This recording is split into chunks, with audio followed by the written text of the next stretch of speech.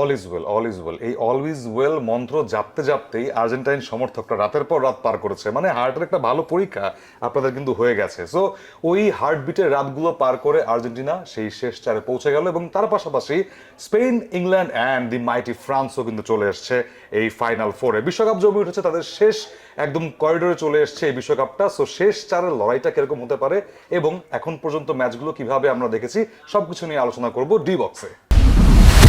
D box নিয়ে চলে আসলাম আবারও চ্যানেলের পর্দায়। দেখতে পাচ্ছেন প্রতি রাত 12টা 30-এ, এবং তার পাশাপাশি ওটিটি প্ল্যাটফর্ম আইস্ক্রিনে দেখতে পাচ্ছেন সেই ম্যাচগুলো লাইভ, এবং তার পাশাপাশি বাংলা ধারাভাষ্য শুনতে পাচ্ছেন রেডিও ভূমি 92.8 FM এ।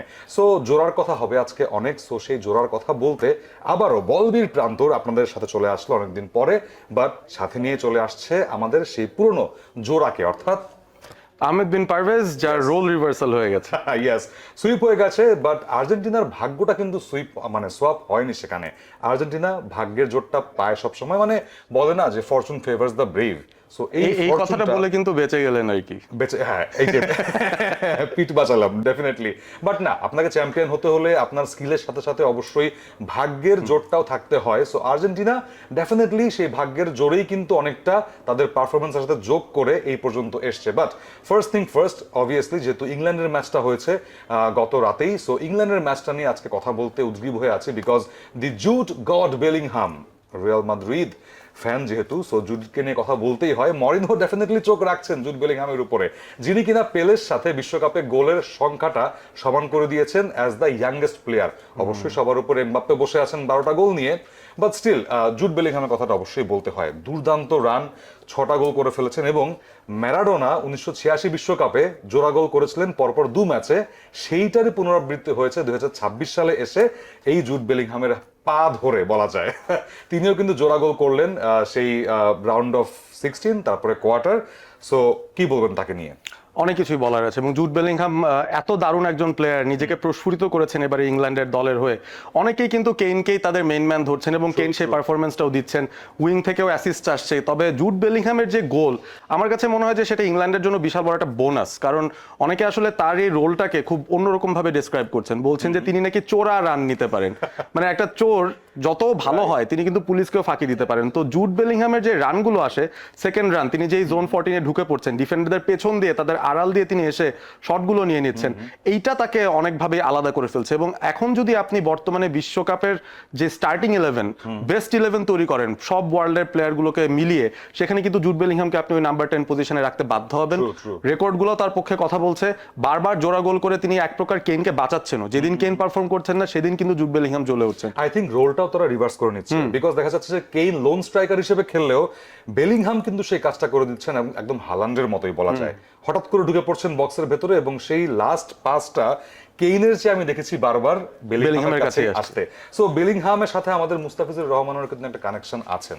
কোন মুস্তাফিজুর রহমান? আমাদের কাটার মাস্টার মুস্তাফিজ, ইয়েস, বলছি সেটা অবশ্যই। ইংল্যান্ডের 100 যে টুর্নামেন্টটা হয় সেখানে বার্মিংহাম ফিনিক্স নামে একটা দল আছে, সেই দলের কো ওনার কিন্তু এই জুড বেলিংহাম, ফুটবলের পাশাপাশি যার ক্রিকেটেও অনেক অনেক বেশি প্যাশন, এবং তিনি সেই প্যাশন থেকেই এই বার্মিংহাম ফিনিক্সের লভ্যাংশ কিনেছেন, ডিরেক্টর হয়েছেন, ডেফিনেটলি কো ওনার হয়েছেন, এবং Mustafizur Rahman for the first time এই 100-এ খেলতে যাচ্ছেন এই মৌসুম থেকে। সো বলা যায় না ডাগ আউটে থাকবেন হয়তো জুড বেলিংহাম অ্যাজ অ্যান ওনার, এবং সেখানে মাঠে মুস্তাফিজুর রহমান পারফর্ম করবেন। What a beautiful picture. হ্যাঁ, চমৎকার একটা সিচুয়েশন। এবং আমার মনে হয় মুস্তাফিজকে যদি আমরা জিজ্ঞাসা করার সুযোগ পেতাম যে আপনি এই ওয়ার্ল্ড কাপে কাকে সাপোর্ট করছেন, তিনি হয়তো বলতেই পারেন যে আমি ইংল্যান্ডকে সাপোর্ট করছি। হতে পারে। এক্স্যাক্টলি। সো তার আগে চলে আসি ইংল্যান্ড নরওয়ে ম্যাচে স্পাইডার ক্যাম্প বিতর্কে। কোচ থেকে শুরু করে নরওয়ের গোলকিপার নাইল্যান্ড পর্যন্ত বলছেন যে যেই গোলটা করছেন জুড বেলিংহাম, প্রথম গোলটা, তার আগে নাকি নাইল্যান্ড যেই পাসটা নিয়েছিলেন হাওয়াই এরিয়ালে, সেটা নাকি স্পাইডার ক্যাম্পে বাড়ি খেয়ে সোজাসুজি পড়েছে। বাট কেউই কিন্তু আপিলটা করেনি সিরিয়াসলি। হ্যাঁ, অত সিরিয়াসলি আপিলও হয়নি, এবং অন দ্য প্লে যখন গোলটা হয়ে গেছে তারপর জাস্ট দেখছিলাম যে নাইল্যান্ড একটু উপরে ইঙ্গিত করে কিছু একটা বলার চেষ্টা করছেন। তবে আমার প্রশ্ন হচ্ছে যে ভিআর যেহেতু এখন সবকিছুই চেক করে, তারা এই পজিশনটা বা এই সিচুয়েশনটাও কেন অ্যাসেস করেনি? কারণ স্বাভাবিকভাবে বলের স্বাভাবিক গতি যদি অন্য কোনো ফোর্স থেকে ডিফ্লেক্ট হয়ে আসে, সেই ক্ষেত্রে কিন্তু একটা বাধাপ্রাপ্ত হওয়ার বিষয় থাকে, এবং সেই জায়গা থেকে আমার মনে হয় যে ভিআর এটা চেক করলে এমন হতে পারতো গোলটা স্ক্র্যাপড আউট হতো। But you can take away the finish from Jude Bellingham. তিনি আসলে পাস পাসটা পাওয়ার পর যেভাবে বায়ে চেপে গিয়ে জায়গাটা করে নিয়ে শটটা নিয়ে গোল দিলেন, এক কথায় অসাধারণ। অ্যাবসলিউটলি অ্যামেজিং ইট ওয়াজ। এখন আসি আর্জেন্টিনার কথায়, যেটা অল ইজ অল বলছিলাম আমি, এবং সেই অল ইজ ওয়েল করতে করতে সবকিছু শেষ পর্যন্ত ভালোই হয়েছে আর্জেন্টিনার, বাট ডেফিনেটলি তাদের মিডফিল্ডটা কিন্তু এখনো ক্লিক করতে পারেনি, এবং সেই মিডফিল্ডের ওয়ের কারণেই কিন্তু সেট পিসে আর্জেন্টিনা বেশি মনোযোগ দিচ্ছে এবং সেখান থেকেই কিন্তু সেই রানগুলো বের করছে।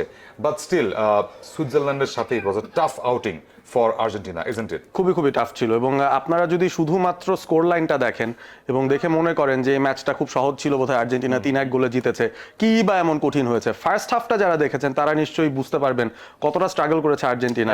তারা 4 জন সেন্ট্রাল মিডফিল্ডার নিয়ে যখন উইং পজিশনগুলো কভার করতে চায় সেটা কিন্তু তারা ঠিকমতো করতে পারেনি।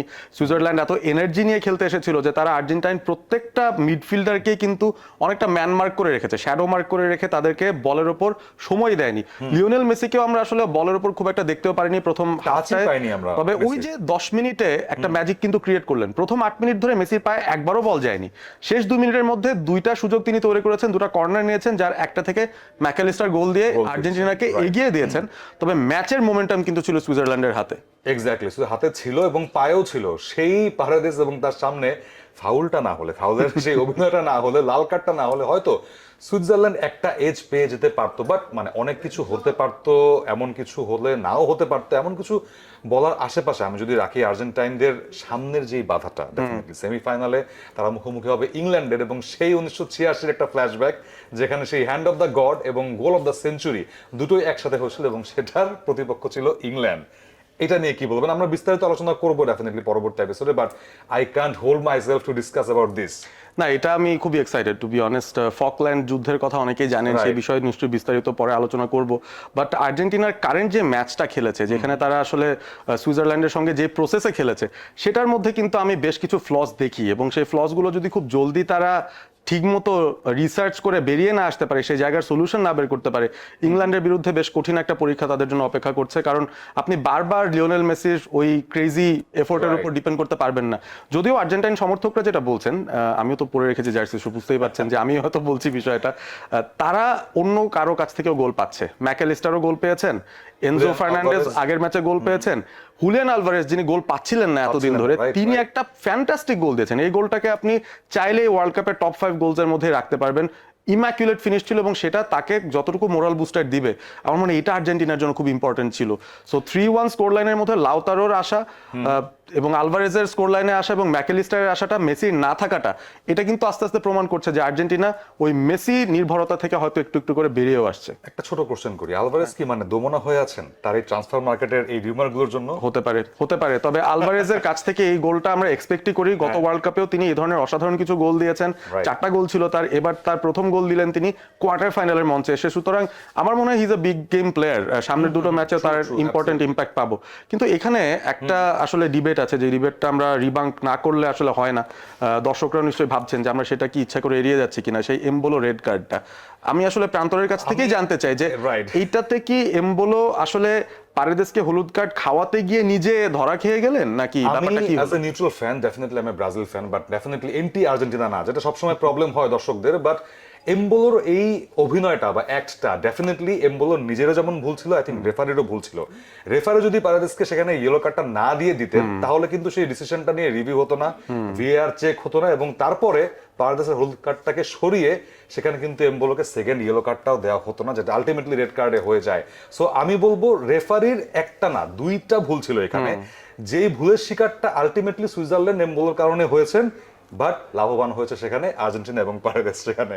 সো সেখান থেকে বলতে হয় যে 10 ম্যান আর্মিকে পেয়ে আর্জেন্টিনা বেশ ভালো মতো ফায়দাটা আদায় করতে পেরেছে। বাট সেখানেও ডেফিনেটলি আর্জেন্টাইনদের একটা বলতে হয় যে বাহাবা দিতে হয়, কারণ 10 ম্যান আর্মি সবাই হতে পারে। ইংল্যান্ড মেক্সিকোর সাথে 10 জন মানুষ নিয়ে কিন্তু 30 মিনিট ডিফেন্ড করতে পেরেছে। সো এখানে আর্জেন্টিনার কৃতিত্বটাকে ছোট করার কোনো উপায় নেই।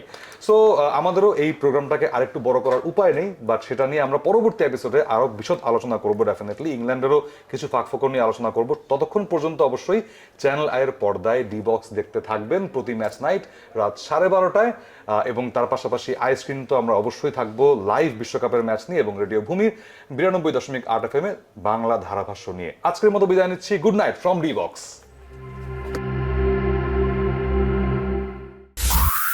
রেডিও ভূমি 92.8 FM